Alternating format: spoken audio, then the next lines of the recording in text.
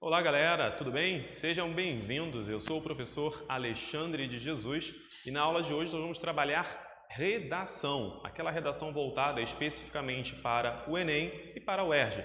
Nós sabemos que é muito comum que você tenha aí aquele nervosismo, aquela insegurança, e exatamente por isso que nós preparamos essa aula para que você possa ter noção daquilo que você pode e do que você não pode fazer dentro de uma redação.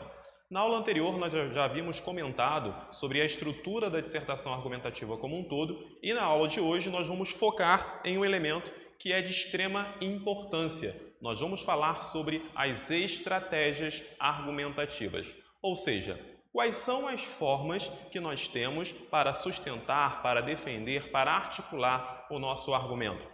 Sim, exatamente isso. Você precisa entender que argumentar não é simplesmente lançar uma informação. Argumentar não é simplesmente, por exemplo, quando você está conversando com alguém e você vai lá e lança a sua opinião. E você muitas vezes acha que o outro tem a obrigação de concordar com você porque esse é o seu pensamento. Bom, do ponto de vista da educação e da gentileza, eu até vou respeitar o seu pensamento. Entretanto, eu não sou obrigado a concordar, tendo em vista que você não me apresentou em nenhum momento estratégias que possam comprovar aquilo que você está dizendo, ou que pelo menos possam sustentar esse seu discurso, ok? Porém, antes de mais nada, nós precisamos saber quais são os nossos objetivos. Eu costumo dizer aos meus alunos o seguinte: quando você não estabelece uma meta, quando você não estabelece um objetivo, a sensação que você tem após determinada jornada, seja uma jornada de trabalho, seja uma jornada de estudo, seja um projeto que você planejou para a sua vida, se você não apresenta ali os objetivos, aquilo que você pretende alcançar, quando você chega ao final, a sensação que você tem muitas vezes é de que você simplesmente não conseguiu otimizar esse seu tempo. Aquela sensação de fracasso, aquela sensação de incapacidade, e você não consegue, inclusive, fazer uma análise daquele tempo que você investiu. Então, dentro da redação, é a mesma coisa. E como nós vamos tratar aqui sobre as estratégias argumentativas, nós precisamos saber o que nós precisamos absorver durante essa aula. Inclusive, é uma boa técnica, tá? É uma boa estratégia, falando em estratégia argumentativa, para que você possa observar se você está conseguindo ou não assimilar esse conteúdo. Então, vamos lá. Nosso primeiro objetivo é identificar a funcionalidade das estratégias argumentativas dentro do texto. Ou seja, qual o papel dessas estratégias? Como elas podem nos auxiliar dentro da construção textual. E vale lembrar que, ao falar de estratégias argumentativas dentro do texto, isso não serve apenas para o texto escrito. Isso serve também para o texto falado, ou seja, quando você vai conversar com alguém, quando você vai defender uma ideia por meio da oralidade, você precisa também levar em consideração essas estratégias. É óbvio que durante a fala nós contamos com outros recursos que não estão presentes no texto. Mas ainda assim, a gente precisa considerar as estratégias como elemento fundamental à construção, tá? E à base aí do seu argumento. Segundo objetivo é relacionar os diferentes tipos de estratégias argumentativas com o discurso que se pretende estabelecer. Pense no seguinte: texto é aquele elemento que está produzido. Isso aqui, ó, é um texto, beleza? Agora, esse texto me passa qual mensagem? Qual é a informação que ele pretende passar? Por qual motivo ele foi construído? Qual a intencionalidade dele? A isso nós chamamos então de discurso. Então, relacionar os diferentes tipos de estratégias argumentativas com o discurso que se pretende estabelecer é um dos nossos objetivos durante essa aula. E por último, porém não menos importante, é compreender a importância da argumentação na consolidação do posicionamento.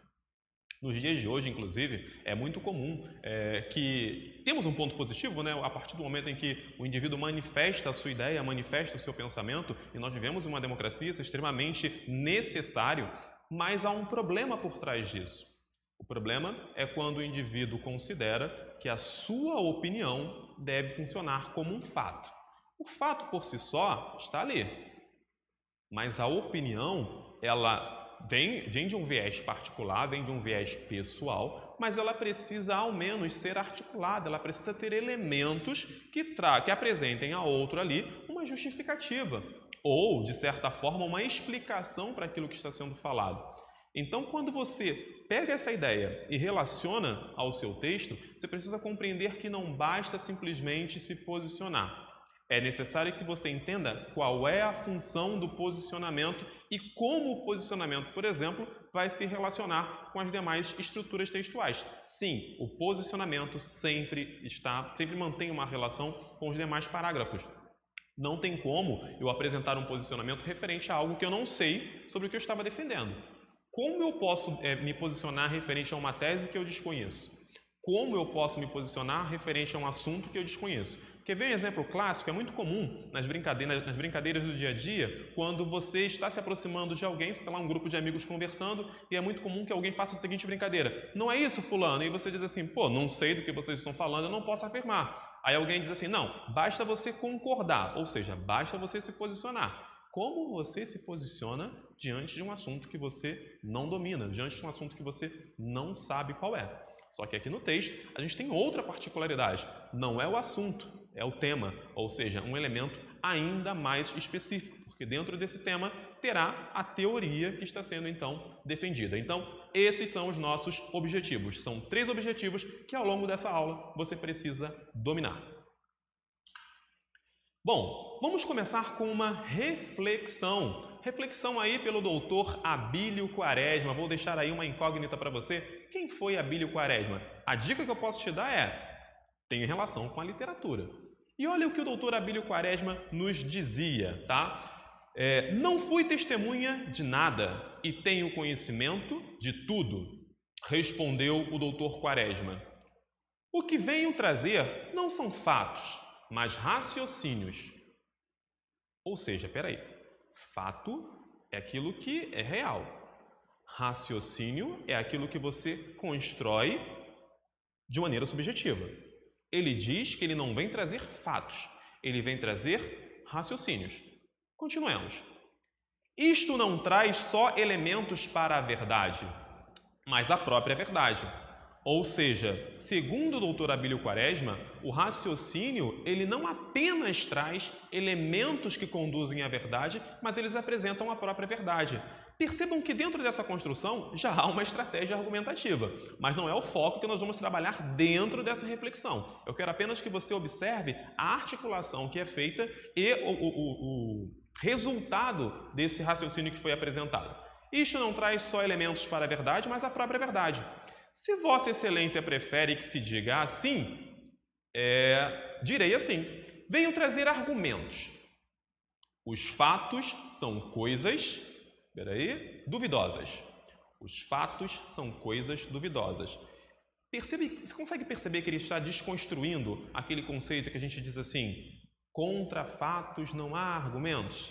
Olha o que o doutor Abílio Quaresma diz: os fatos são coisas duvidosas.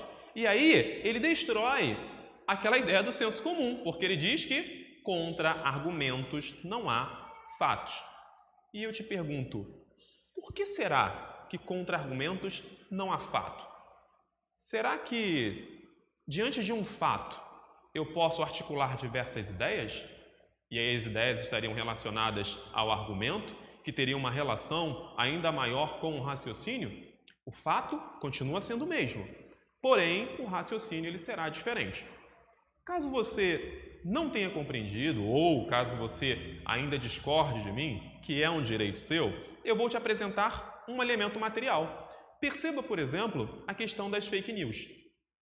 Como eu construo, eu não, tá? Ok? Mas como se constrói uma fake news? Eu pego um elemento verdadeiro e eu vou articular esse elemento para atender às minhas necessidades. Perfeito até aí? Eu pego lá um elemento real e articulo para atender à necessidade que eu desejo. E aí vamos pegar uma situação bem contextual, pelo menos contextual ao período de gravação desse vídeo, quando a gente fala ali sobre uma matéria, um vídeo que circulou na internet de uma suposta enfermeira que fez uma gravação dentro de um hospital dizendo, por exemplo, que não havia pacientes naquele hospital, porque não tinha ali pessoas internadas, que o hospital estava jogado. A filmagem, ela retrata uma realidade? Sim. Se você tem dúvida, dê um Google aí. Inclusive, ela foi exonerada posteriormente. Você pode dar um Google que você vai ter aí mais materialidade a respeito do assunto. A internet serve para isso, perfeito? Então, o vídeo é real, mas o discurso que é proferido em cima do vídeo, ele é real? Não, esse discurso ele é um argumento. E esse argumento que foi construído em cima desse discurso, que nós vamos chamar aqui de falácia, tá? Esse argumento foi um argumento falacioso, ele não reverberou na sociedade? As pessoas não começaram a compartilhar por meio das redes sociais? Geralmente indivíduos que tinham pensamento associado, né, ao mesmo posicionamento dessa enfermeira, eles não reverberaram, eles não repercutiram esse pensamento sem sequer checar os fatos? Há ainda aqueles que apresentavam um posicionamento contrário e que começavam a discutir em relação àquele vídeo, mas sem buscar a condição para que aquele fato, tá, pudesse ser então analisado. E aí, obviamente, né, após diversos questionamentos, nós temos aí diversos órgãos, inclusive dentro da própria imprensa, que levantam esses materiais e chegaram à conclusão de que aquele vídeo era um vídeo falso, portanto era uma fake news. Agora, relacione essa história com a fala do nosso grande doutor Abílio Quaresma. Contra argumentos, não há fatos. Eu poderia aqui ousar dizendo que contra argumentos não há fato que resista. Sabe por quê? Quando você pensa, por exemplo, na área jurídica, você tem lá um fato e você tem diversos argumentos. O fato é um só, mas os argumentos são distintos. Pelo menos quando você, enquanto indivíduo, judicializa alguma questão, ou seja, quando você leva alguma questão para o judiciário, pelo menos subentende-se ali duas partes. A parte autora e a parte ré. Então, se eu tenho duas partes, se essas partes estão em conflito, portanto, elas estão contra-argumentando. Argumentos distintos em relação ao mesmo fato. Cada um vai sustentar o seu discurso, ou busca sustentar o seu discurso, em relação àquela realidade. Então, você conseguiu entender agora por que contra-argumentos não há fatos? Significa dizer que, se o teu argumento é muito bom, se o teu argumento é embasado, aí sim você consegue trabalhar aquele fato.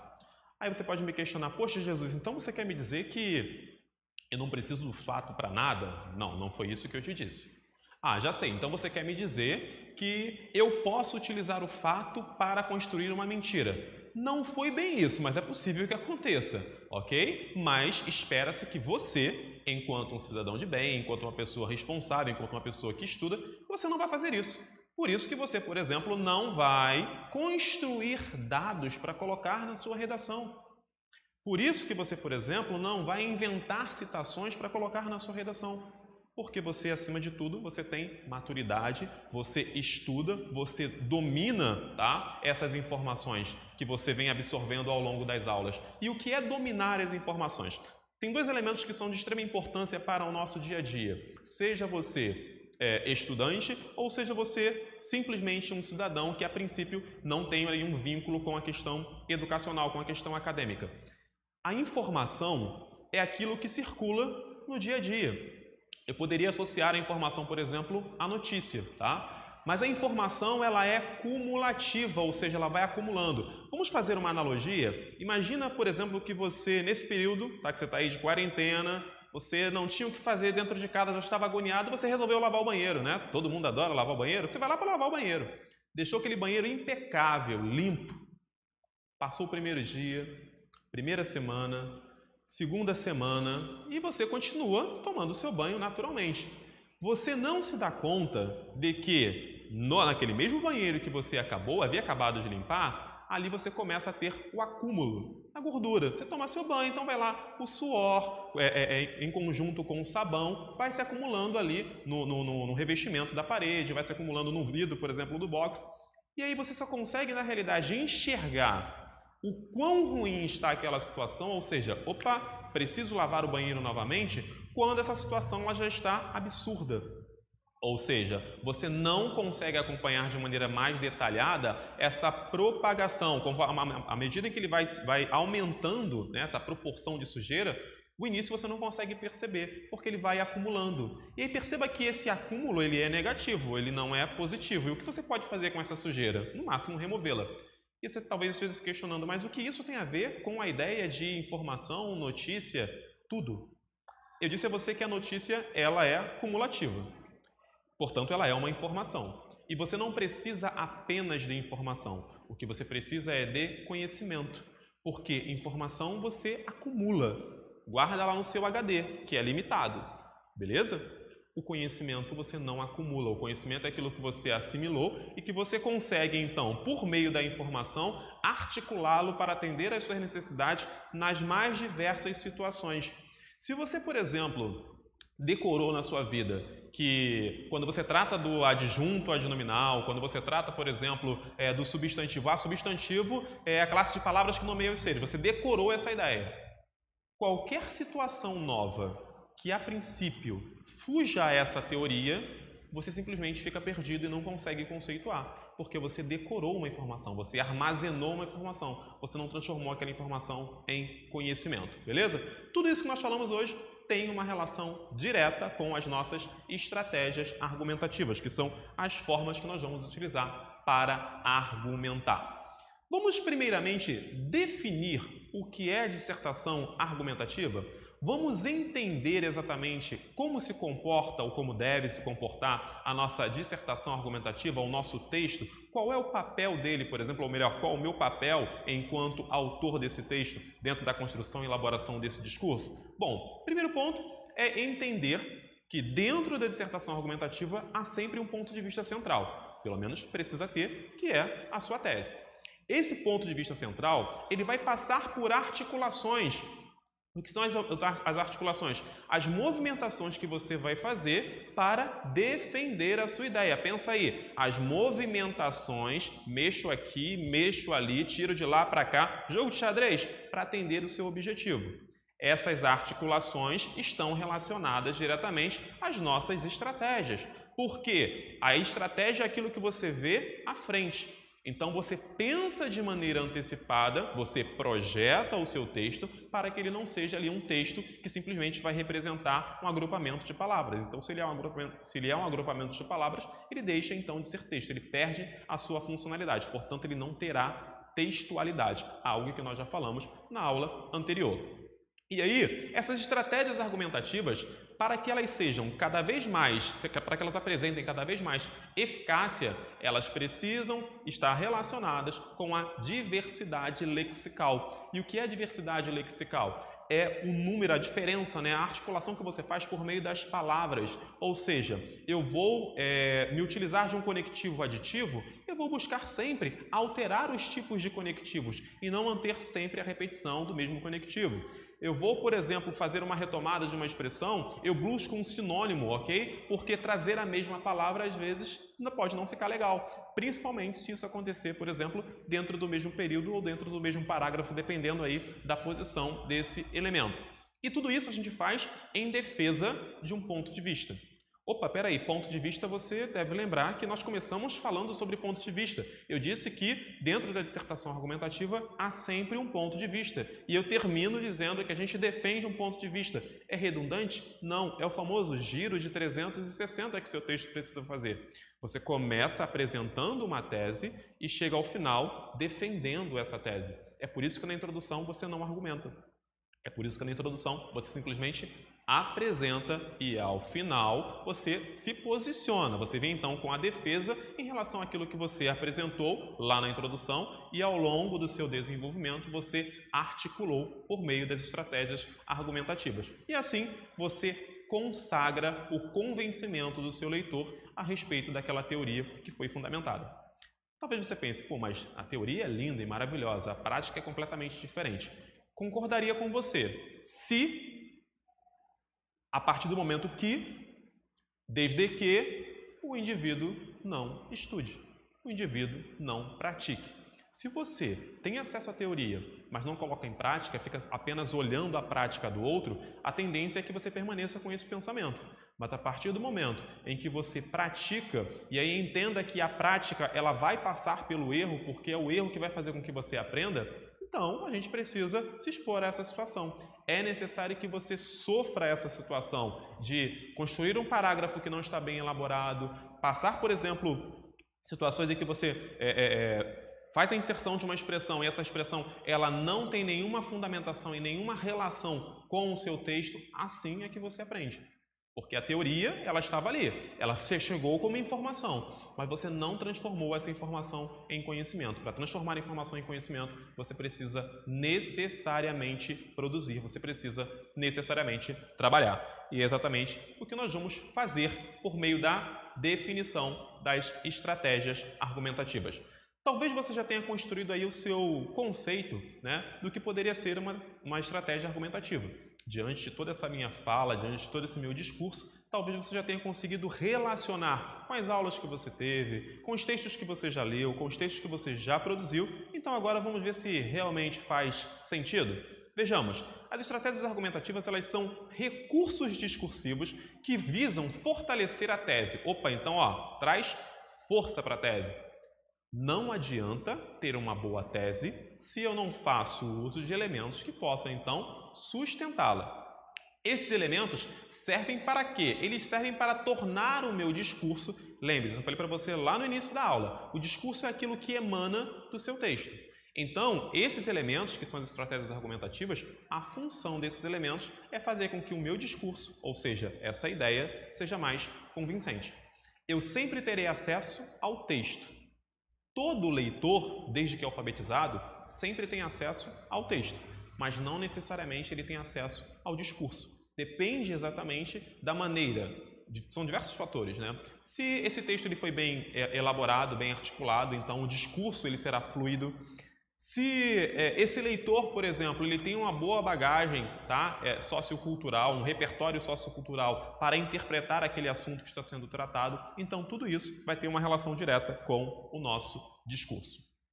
Vamos relembrar a estrutura paragrafal. Nós já falamos sobre isso na aula anterior, mas é sempre bom a gente reconectar, fazer uma espécie de coesão referencial, né? A gente busca um elemento lá atrás para sustentar aquilo que nós estamos dizendo agora. Então vamos lá. A estrutura paragrafal. Como é a estrutura de um parágrafo? E aqui eu estou falando de um parágrafo de desenvolvimento. Olha aqui ao lado, beleza?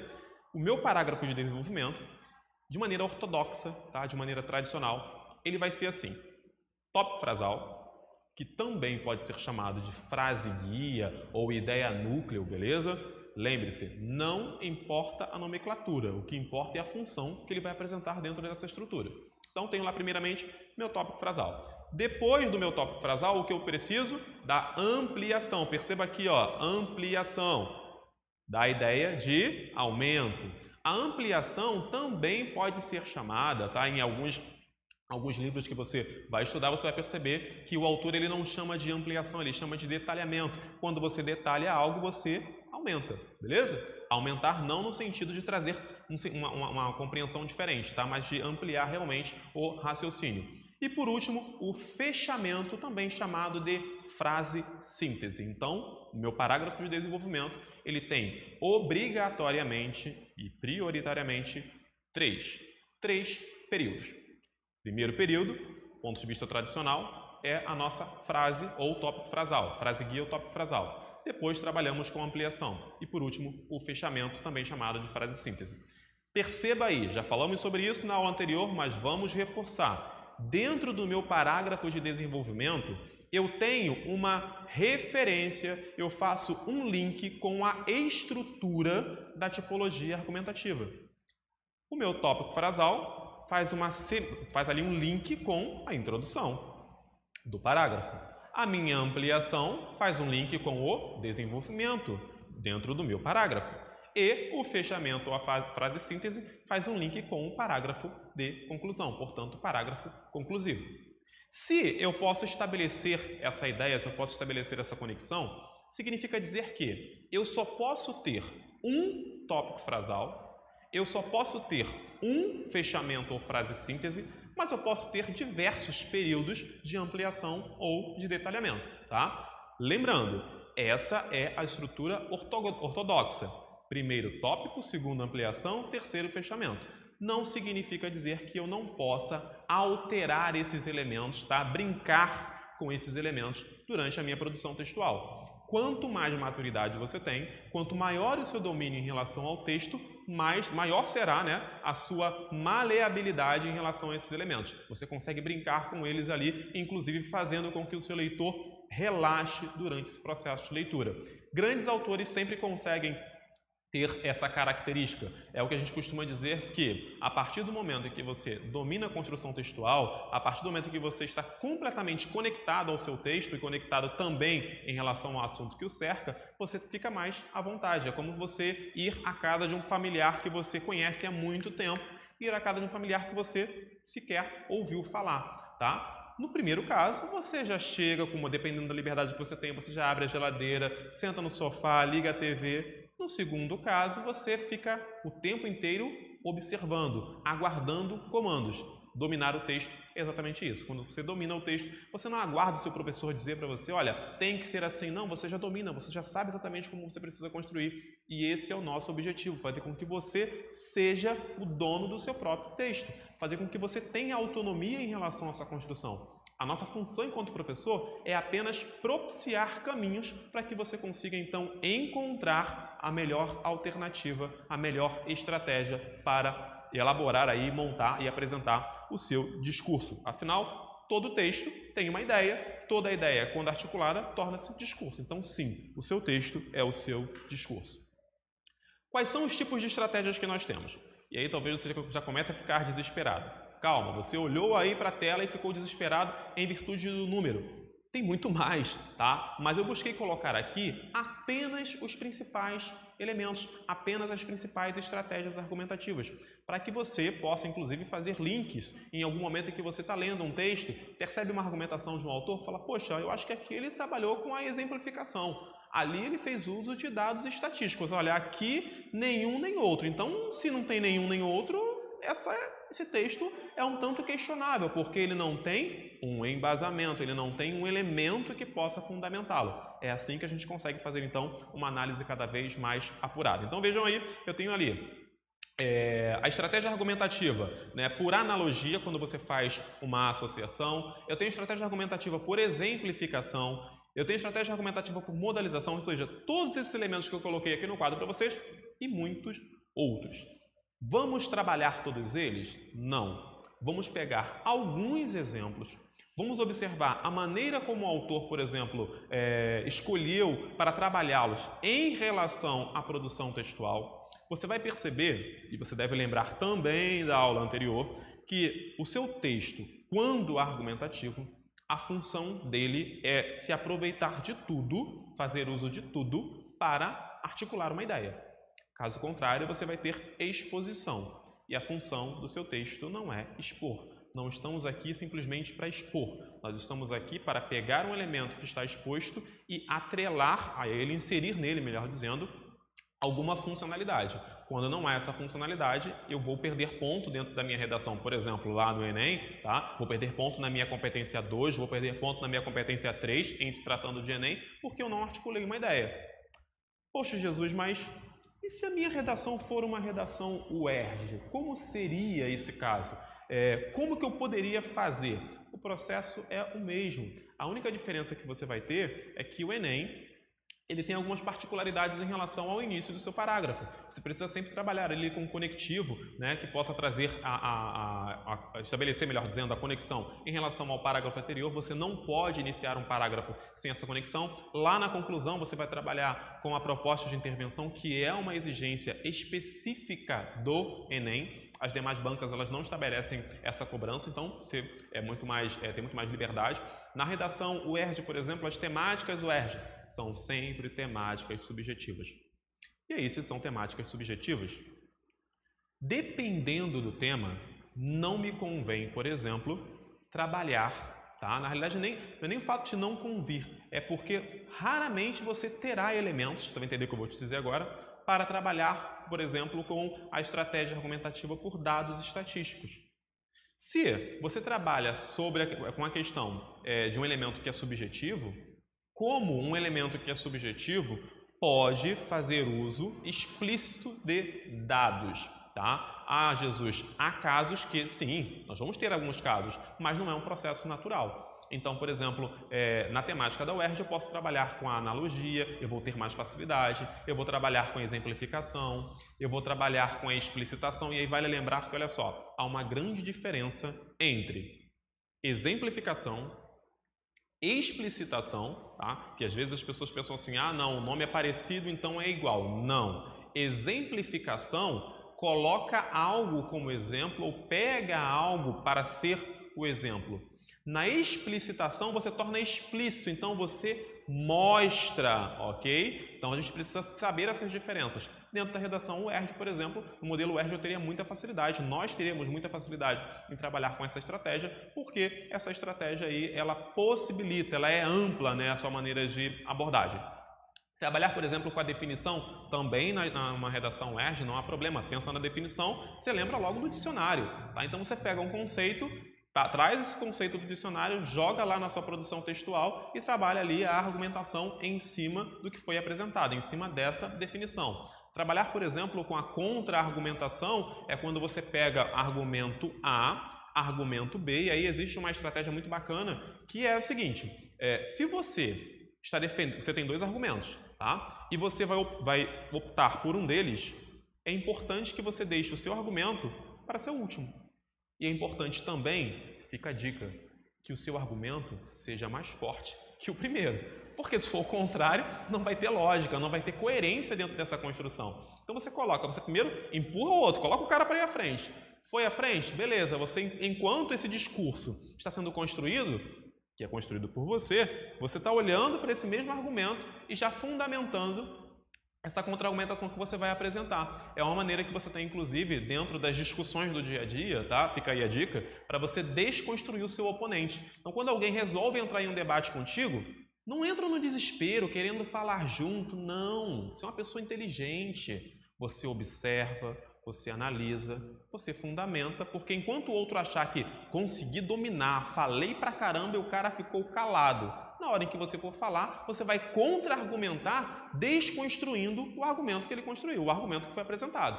Então, a observação, a análise é um elemento muito importante. Isso serve para o seu dia a dia e serve também para a sua própria construção textual. Quando você pega esse tipo de argumento, quando você trabalha com esse tipo de estratégia, é muito bacana quando você traz essa estratégia por meio do senso comum. Você pega o que é o senso comum, que funciona aí como argumento da sociedade, e aí você desconstrói esse argumento social por meio de um elemento que é embasado, tá? Temos ali a ideia do argumento de autoridade, também chamado de testemunho de autoridade. É quando você pega alguém que é referência no assunto e traz o discurso desse indivíduo para sustentar, por exemplo, aquilo que você está dizendo. Ou seja, se ele é um testemunho de autoridade, se ele é um argumento de autoridade, quem poderá contestá-lo? Vejamos um exemplo muito clássico que a gente tem vivenciado hoje, que é a própria questão, utiliza-se ou não utiliza-se a hidroxicloroquina no tratamento de pacientes que estão com a Covid-19? Pô, e aí, como eu faço, professor? Bom, você não tem que perguntar a mim, você tem que perguntar ao médico. Mas, quando a gente olha para o campo da medicina, a gente percebe que tem um número considerável de profissionais, tá, que defendem o uso e, ao mesmo tempo, profissionais que dizem não pode ser assim por conta de estudos X, Y, Z. Inclusive, o estudo mais recente, que saiu aí agora no último dia 20 de maio, trazia a informação, um estudo da França, inclusive saiu aí numa revista da área da medicina, das mais conceituadas do mundo, dizendo que não era seguro. E aí eu tenho lá, suponhamos, uma situação hipotética que aproxima-se da realidade. Eu tenho lá um indivíduo que é infectologista, ele diz assim, olha, não, eu sou favorável ao uso da hidroxicloroquina por conta de X, Y, Z. E aí você tem a associação que é superior a esse indivíduo, ou seja, a associação que cuida dos profissionais que são vinculados a essa área, que é a área de infectologia, a associação diz o seguinte, olha, nós não nós não concordamos com a administração desse medicamento. Então, em se tratando de argumentos de autoridade, qual é o melhor argumento de autoridade? O do médico ou o argumento dessa associação? Óbvio que é o argumento da associação, porque ela tem mais peso. Tá? O médico ele é um dos membros da associação e não é a associação que é membro desse médico. Então, a gente percebe como a gente constrói um argumento de autoridade observando sempre o peso. Tá? O argumento de autoridade no dia a dia, tá? Ao longo aí das nossas produções, ele acaba sendo mais utilizado. E as pessoas acabam achando que você só pode argumentar por meio de um argumento de autoridade. Não, ele é uma estratégia, uma das diversas estratégias que nós temos aí para sustentar o nosso discurso, beleza? Agora, vamos praticar? Eu disse a você que não adianta ficar na teoria. A teoria é importante porque ela traz a informação, só que a gente precisa transformar essa informação em conhecimento. Senão, ela vai ser simplesmente um elemento que vai ser lá, ó, acumulado. Lembra lá da sujeira lá no box do teu banheiro. Não é isso que nós queremos. Nós queremos que essa informação ela seja transformada em conhecimento. Então, para que isso aconteça, nós precisamos olhar um texto com mais carinho. E aí eu apresentei a você um texto onde nós vamos trabalhar com a estratégia argumentativa, cujo foco, cujo elemento principal ali vai ser a estratégia da exemplificação. Pense comigo, se ela vai trabalhar com exemplos, ela vai pegar situações e vai apresentar. E aí uma dica durante esse processo de leitura, perceba que esse elemento que está aqui ó, na cor azul e em negrito, essa aqui melhor dizendo, é a evidência da estratégia utilizada. Percebam aí que nós temos 3 cores. Se você não for daltônico, você vai conseguir enxergá-las perfeitamente. Nós temos aí o vermelho, temos o azul e temos o preto na parte inferior. Em vermelho, será que nós temos aí o tópico frasal? Ou será que nós temos aí a frase síntese, que seria o fechamento desse período? Em azul, eu já te afirmo, na realidade eu já te disse, em azul é a estratégia. Então, se é a estratégia, em azul será o meu tópico frasal, ou seja, a essência, tá, desse meu discurso, a essência desse meu parágrafo. E aí observe como o texto começa. Não só os jovens de classe baixa têm agido de forma violenta, mas também os de classe média e alta. Trouxe a informação. E aí ele continua. Exemplos dessa realidade. Qual a realidade? Essa realidade da violência relacionada à classe A e B que foram apontadas ali no período anterior. Tá? Nós temos aí 3 períodos. É um parágrafo contendo 3 períodos. Exemplos dessa realidade são constantemente divulgados nos jornais. Brigas em boates e em casas de festas realizadas nas zonas ricas da cidade. Lutadores de diferentes academias, olha só, quando ele fala dos lutadores, ele está trazendo implicitamente a ideia da classe alta, como ele considera ali a classe mais abastada da sociedade. Lutadores de diferentes academias que chegam a marcar confrontos na internet e se espancam muitas vezes até a morte. Agressão a homossexuais, mendigos e menores por supostos justiceiros. Perceba a maneira como ele conduziu esse argumento. Ele pegou diversos exemplos da sociedade e colocou dentro da construção textual. Então, esses exemplos são os elementos que nós chamamos de elementos embasadores que se utilizaram de uma estratégia de exemplificação para fundamentar o discurso que ele vai apresentar. Vamos ver lá o último período. E o arguível é que, nesse caso, nichos da sociedade insistem em classificar tais atos como revolta juvenil ou baderna, num claro... É isso mesmo? Não estou conseguindo ver aqui. É isso mesmo. Num claro exemplo de paternalismo, ou seja, ele quer dizer que o indivíduo, por ser pai, por ser mãe, uma questão familiar, acaba trazendo aí, né, funcionando como um argumento, parte desse indivíduo que defende essa ideia, tá? Por uma questão familiar. Ele defende porque é a visão dele. Ah, não, isso é normal, é natural. Mas ele iniciou o texto dizendo o quê? Observe, não só os jovens de classe baixa têm agido de forma violenta. Então, qual é o discurso que sai desse texto? O discurso que nós temos é: a violência tem cada vez mais se feito presente dentro das famílias. Ele escreveu isso? Não, ele não escreveu, mas você consegue chegar a esse raciocínio, você consegue chegar a essa construção depois de ter lido o texto e observado a estratégia que ele apresentou. Então, ele trouxe diversos exemplos de violência, diversos exemplos de casos de violência. Aí, se você observar, nós buscamos, tá, uma estrutura tradicional ou uma estrutura nova. Observa lá, quando ele começa, não só os jovens de classe baixa têm agido de forma violenta. Percebeu aí o seu tópico frasal? Preste atenção, o tópico é aquela ideia central. O que vem depois é a ampliação. Então, você percebe nesse momento que tópico frasal é aquilo que vai ser discutido.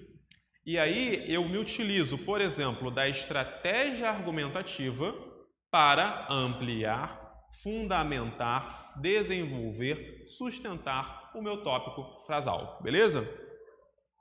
Próximo exemplo é a definição. Então, quando eu trabalho com a definição, eu lembro automaticamente do meu famoso dicionário, tá? E aí você vai perceber que a gente começa agora na cor azul. Se eu começo na cor azul, significa dizer que agora essa é a estratégia que eu estou utilizando nesse momento. Entende-se por educação à distância, EAD, a modalidade O. Ele traz o conceito e logo em seguida ele vai trazer exatamente a definição desse conceito. Já posso parar por aí, eu já sei que isso é uma definição. Agora, essa definição, que é uma estratégia argumentativa, ela tende a quê? Qual o objetivo dela? Vamos ler lá na parte vermelha. Trata-se de uma nova fronteira cujo amplo alcance se mostrará cada vez mais importante. Então perceba que a definição que ele deu lá acima para EAD, agora na parte de baixo, ela é fundamentada, ela é ampliada para trazer a ideia de que é uma novidade, que é uma realidade que fará parte, né, da sociedade no qual ela está inserida. Nesse caso, em se tratando especificamente do Brasil. Nesse sentido, o aumento de ofertas em AD, todos os níveis, é uma prova da irreversibilidade. Perceba, quando você fecha uma ideia, quando você conclui uma ideia, uma espécie de mini posicionamento, não é posicionamento ainda, calma, porque nós não estamos no parágrafo conclusivo, nós estamos no parágrafo de desenvolvimento.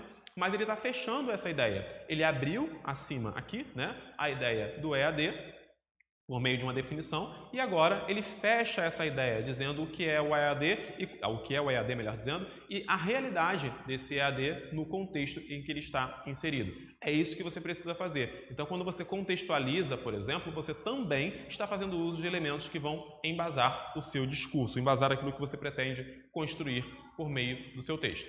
Rapidinho, vamos voltar só aqui.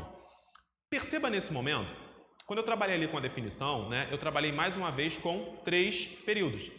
No exemplo anterior, na exemplificação, eu trabalhei com 3 períodos. Agora, eu tenho apenas um período. E aí você vai dizer assim, peraí, Jesus, então eu posso construir um parágrafo com um período? Não, em hipótese alguma. Nesse caso aqui, como o exemplo de estratégia argumentativa é a modalização, o exemplo é muito curto, tá? Então a gente pegou apenas um trecho do parágrafo para trazer a evidência da modalização, tá? E aí é importante que você, nesse momento, caso você tenha dificuldade, é importante que você recorra lá aos seus conteúdos anteriores, às aulas anteriores, principalmente de língua portuguesa, para entender o que é modalização. Com a finalidade de evitar o desperdício, o que nos protegerá de futuros problemas é vital, perceba, é vital, a modalização é apenas o verbo ser mais vital. É vital que se faça um trabalho voltado para o reuso da água. Ué, Jesus, então peraí, o cara ele pega apenas uma palavra, 2 palavras para ser a estratégia de argumentação dele? Sim, porque segundo ele, se é vital, é essencial à vida. Segundo o argumento que ele a estratégia que ele acabou de apresentar, se isso não acontecer, não haverá vida. Jesus, mas ele não escreveu isso. Perfeito, ele não escreveu, mas o discurso é exatamente esse. Por isso que ele se utiliza aí nesse momento de uma estratégia argumentativa por meio da modalização. é um exemplo também que você poderia utilizar na sua redação UERJ, tá? Ah, eu posso utilizar também na redação Enem? Pode, não há nenhuma proibição em relação a isso, mas é uma estratégia... Pense o seguinte, na redação Enem você tem uma amplitude, tá? Na redação UERJ você tem algumas limitações, pelo menos nesse aspecto. Se for tratar do aspecto de conclusão, na redação UERJ eu tenho uma amplitude e na redação Enem eu tenho ali uma limitação, porque eu só posso trabalhar com a redação... Perdão, com um parágrafo conclusivo cuja conclusão seja ali, né? Parágrafo conclusivo cuja conclusão foi ótimo. Olha a redundância aí, não pode, hein? Parágrafo conclusivo cujo posicionamento seja por meio de uma proposta de intervenção. Isso só no Enem. Na UERJ e nas demais bancas você tem aí uma liberdade em relação a essa construção. Olha o próximo exemplo, enumeração. Enumeração lembra de matemática, matemática lembra número, eu fujo dos números, mas os números fazem parte da nossa vida, não tem como a gente, na realidade, abrir mão deles. E o que é enumerar? É trazer números? Será que seria isso? Ou associar a números? Vamos ver. O Brasil, se quiser deixar de ser um país em desenvolvimento, perceba que essa construção foi ousada. Ele diz que a condição, né? Aí você aprendeu isso porque você lembrou da sua aula de língua portuguesa nesse momento. Lembrou, por exemplo, lá das suas orações, o período composto por subordinação. Orações subordinadas substantivas. O Brasil, se quiser... substantiva não, mas adverbiagem, perdão. O Brasil, se quiser deixar de ser um país em desenvolvimento e se tornar um país desenvolvido, precisará urgentemente, não é no tempo em que alguém necessitar, não é no momento em que alguém desejar, é urgente, tá? De algumas mudanças. Quais são essas mudanças? Aí ele enumera agora as mudanças.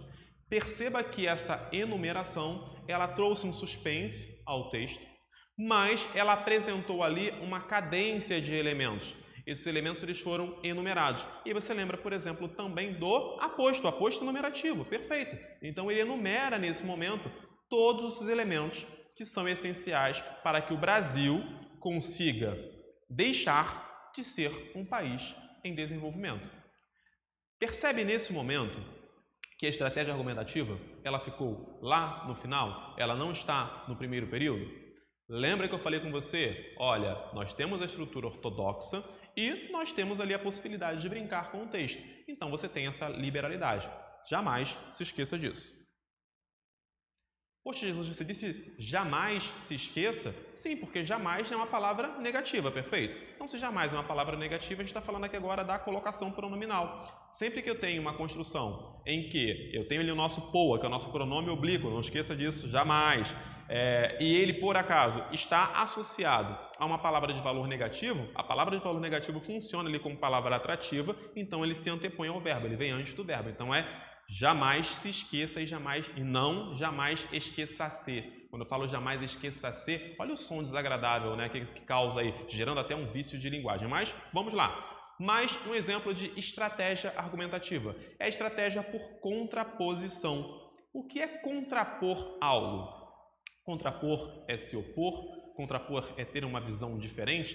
Você vai perceber aí que nós não temos, dentro desse parágrafo, aquele período na cor vermelha. Vamos ver por que não temos e quais são, então, as estruturas que nós temos aqui. Será que nós temos tópico frasal e ampliação? Ou será que nós temos tópico frasal e o fechamento? O que será que nós temos aqui? Vejamos. Segundo a enquete realizada pela BVA para o vespertino Le Parisien, 58% dos franceses são favoráveis ao casamento homoafetivo. Olha, dados. 58% dos franceses são favoráveis ao casamento homoafetivo. Antes era 63%, antes 63%, que foi do ano passado. Então, olha só. Hoje, 58%, não é isso que ele disse? 58% dos franceses são favoráveis ao casamento. Anteriormente, eram 63%. Então, significa dizer que um número menor de franceses apresenta posição favorável. Beleza? Cuidado com esse raciocínio porque ele pode te confundir. Por isso que eu estou reiterando, por isso que eu estou repetindo. Anteriormente, 63% era favorável. Hoje, 58%. Então, baixou, caiu o número de franceses que fazem adesão a esse tipo de pensamento. Show! Qual é a contraposição? Por outro lado, 50% entre eles não são contrários à adoção homoparental. Opa, peraí, 50% hoje não é contrário a indivíduos do mesmo sexo, que mantêm relação que são do mesmo sexo, adotar uma criança. Antigamente, 56% era contrário. Qual é o raciocínio que eu tenho, então, dentro desse texto? Bom, em relação ao posicionamento, tá, de defesa dos indivíduos manterem uma relação homoafetiva, a sociedade tornou-se mais tradicional. É o que o texto está dizendo. Em contrapartida, embora ela tenha se tornado mais tradicional nesse sentido, ela ainda considera que, ainda assim, por mais que o pensamento dela seja esse, ela não se opõe a esses indivíduos a adotarem uma criança. Então, olha aí a contraposição. Ah, mas Jesus, eu só posso fazer a contraposição com dados? Não, você pode fazer a contraposição por conceitos, e aí depende exatamente do que você tem no seu texto. Mas será ali elementos que se contrapõem, ok? Você pega dois elementos, é como, não o é próximo, é parecido. Você pega dois elementos e emparelha esses dois elementos. Você estabelece uma espécie de comparação entre eles. Só que essa comparação é uma comparação de oposição, por isso que é chamada de contraposição, ok? Pergunta retórica. Opa, mas é possível, por exemplo, dentro do meu texto, fazer no meu parágrafo de desenvolvimento uma pergunta? Mas se eu faço uma pergunta, eu vou ter que esperar a resposta do meu leitor, mas o meu leitor é a banca? Não, calma aí. Vamos com calma, vamos devagar. Por isso que é uma pergunta retórica. É aquela pergunta que não carece de resposta, porque a resposta está dentro do próprio texto e muitas vezes, quanto bem elaborada, a resposta está dentro da própria pergunta. Tá? Vejamos lá o que diz o texto. Em vista da pacificação das favelas do Rio de Janeiro, a força militar vem sendo muito elogiada por sua precisão e competência. Calma, isso aí é uma notícia antiga. Tá? Isso aí é lá dos idos de 2012, não é atual. Então, em vista da pacificação das favelas do Rio de Janeiro, a força militar vem sendo muito elogiada por sua precisão e competência. Perceba que já há malícia dentro dessa construção. Quando ele coloca o em vista de, você já pode imaginar, ele funciona como modalizador, tá? Você já consegue imaginar, opa, vem bomba por aí. E bomba não apenas no sentido negativo. Significa dizer a ideia de que vem um elemento que vai, de certa forma, desestruturar, ou trazer alguma reflexão, ou, de certa forma, tocar em alguma ferida. Vamos ver se realmente é isso? Olha o que ele diz. Precisamos de uma nova ação militar para restaurar a paz nas comunidades, ou esse é o momento de levar cultura a elas? Percebeu que a pergunta é retórica? O que ele quer dizer? Em outras palavras, a grosso modo, de maneira bem coloquial, se liga, quantas ações nós vamos precisar para depois levar a cultura a essas pessoas? Não é o momento de se aproveitar dessa situação? Se nesse momento a gente consegue estabelecer uma tranquilidade, se houve efetividade na ação militar, por que não se utilizar desse momento, dessa realidade, para que a cultura, para que a educação possa chegar a essas pessoas? Bom, o resultado a gente viu. Quando a gente fala da questão da pacificação, a gente está falando das UPPs. As UPPs foram implantadas e, segundo a matéria jornalística, e a realidade da época, eram funcionais. E aí eu faço uma pergunta retórica a você. Foram funcionais? Não precisa me responder, porque a resposta você já tem por meio da própria realidade. Isso é uma pergunta retórica. Bom, por último, porém não menos importante, nós temos aí agora uma estratégia argumentativa que vai trabalhar com a reflexão. E quando eu falo da reflexão, é mais uma estratégia que vai me ajudar, por exemplo, lá na redação da UERJ. Posso usar também no Enem? Posso, eu não tenho proibição quanto a isso. Mas na UERJ, se a temática ela é subjetiva, refletir a respeito desses elementos vai me trazer ali muito mais facilidade. Tá? Então, observe qual é a reflexão que é deixada dentro dessa construção, que inclusive é uma construção bem contextual, bem relacionada com a nossa situação. E ele diz assim: Antes de mais nada, é um trecho retirado do jornal, tá? Inclusive está ali como texto editado, mas coloquei a fonte ali para que vocês possam consultar, inclusive a veracidade da informação. É a visão de um médico em relação ao uso da hidroxicloroquina. Então eu peguei o discurso desse médico, editei algumas partes cuja estrutura apresentava marca da oralidade, tá? Por isso que eu deixei a fonte para que vocês possam consultar, para vocês entenderem como você constrói um discurso por meio da reflexão. Não se pode acreditar que o médico tenha capacidade de predizer. Olha o que ele disse. Em outras palavras, o médico não tem o poder, ele não tem ali a capacidade de arguir sobre a vida do paciente quando a ciência, que é o elemento que ele trabalha, com o qual ele trabalha, não trouxe evidências. Esse é o pensamento dele. Ele inicia o seu tópico frasal com essa estrutura. E aí ele amplia essa reflexão por meio aí da comoção. Afinal, o curso da doença é variado. O que ele quer dizer com isso? Nós temos casos de resultados distintos. O indivíduo pode ser contaminado e permanecer assintomático. Ele não disse isso no texto, tá? Mas são suposições que a gente consegue extrair por meio do discurso. O indivíduo pode ser contaminado, mas permanecer assintomático e simplesmente sair desse quadro. O indivíduo pode, na realidade, ser assintomático, mas de uma hora para outra ele ficar um quadro patológico muito ruim e ter a necessidade de ser internado, e depois de ser internado, ter a necessidade também de ser intubado. Intubado, tá? Intubado com I e não entubado. Entubado com E é colocar o paciente no formato de tubo, e não é isso que se faz. Intubar com I, pelo amor de Deus, é inserir o tubo, ok? No paciente, via oral, obviamente. E aí ele continua, só um minutinho que aqui está um pouquinho difícil. Saber a eficiência do medicamento em determinado paciente quando se quer a... Espera aí que eu vou precisar... Pode só reduzir para mim? Por gentileza? Não reduzir. Isto, acho que agora vai melhorar, vai ficar um pouco melhor. Não se pode acreditar que o médico tenha capacidade de predizer... Não, reduzir, acho que se reduzir vai ficar melhor. Dá uma... Diminui o zoom, isso, um pouquinho mais, por favor. Ótimo, obrigado. Aí ele continua. Como saber a eficácia do remédio? Aqui já começa a reflexão. É como se ele estivesse conversando com você. É como se o autor, nesse momento, dialogasse com o leitor, mas sem falar diretamente com ele. A mensagem vai, mas a pessoa fica.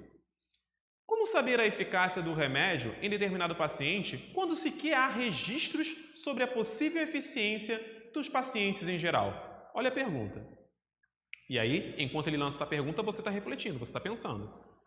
Acredita-se que, apesar de a utilização já estar sendo feita, sobretudo para pacientes graves, é uma situação peculiar, ou seja, é uma situação muito particular. Por que uma situação particular? Que tem a questão da comoção pública e do receio da proporção que a doença pode tomar em alguns casos.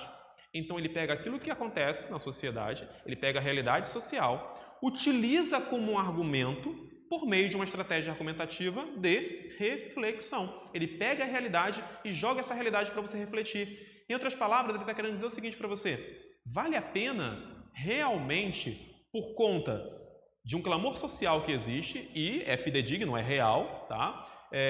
Da insegurança que nós temos em relação à propagação da doença, que também é real, mas reflexão que ele lança para você. A vida, esse é o preço da vida? O preço da vida seria aí a incerteza? O preço da vida seria aí o teste? O preço da vida seria a insegurança? Questionamento que ele lança por meio de uma reflexão. E aí ele complementa. É natural do ser humano, ou seja, em outras palavras, o homem é assim. Isso é intrínseco ao homem. É uma característica nossa. Portanto, se somos humanos, agiremos assim. É natural do ser humano essa percepção de que é melhor fazer algo em detrimento de não fazer nada. Ele então encerra o seu discurso. É o fechamento desse parágrafo, uma estratégia argumentativa. Em outras palavras, a gente poderia extrair o seguinte pensamento: olha, dentro desse discurso está incutido o seguinte pensamento: você quer ser responsável por essas ações? Você vai assinar essas ações? Você vai trazer para o seu CRM essa responsabilidade? Mas Jesus ele não escreveu isso. Perfeito, isso é o discurso. O texto, que é o que você está lendo nesse momento, tudo isso que está materializado aqui, conduz a esse tipo de discurso. E aí, se o médico é favorável, se o médico não é, se ele apoia ou se não apoia, não vem ao caso, não é o nosso ponto principal, não é a nossa função. Nós estamos aqui analisando um discurso por meio de uma estratégia argumentativa. E aí eu digo a você o seguinte, quando você domina as estratégias argumentativas, quando você, por exemplo, domina o que é uma tipologia argumentativa, você passa a analisar, a dominar também a análise do discurso. E quando você é capaz de analisar o discurso de alguém, você afasta-se cada vez mais do seu pensamento, da sua visão. Não há possibilidade de afastar-se 100% porque não existe imparcialidade, ok? Leiam depois sobre o mito da imparcialidade. Imparcialidade ela não existe. Mas todo cidadão tem por obrigação, e não é a função da mídia, é a sua função, é a minha função, é a nossa função. Todos nós temos a responsabilidade de cada vez mais analisar um discurso. Porque quando eu sou capaz de analisar um discurso, eu consigo, por exemplo, pegar a fonte A, pego a fonte B, a fonte A me disse isso, a fonte B me disse aquilo. Mas por qual motivo? Qual seria o interesse da fonte A em me trazer essa informação? Qual seria o interesse da fonte B em me trazer aquela informação? Por que a fonte A me traz diversos detalhes negativos da fonte B? Por que a fonte B me traz diversos detalhes negativos da fonte A? Será que não há aí uma briga política entre essas fontes e eu, na realidade, estou me tornando uma massa de manobra dentro dessa situação?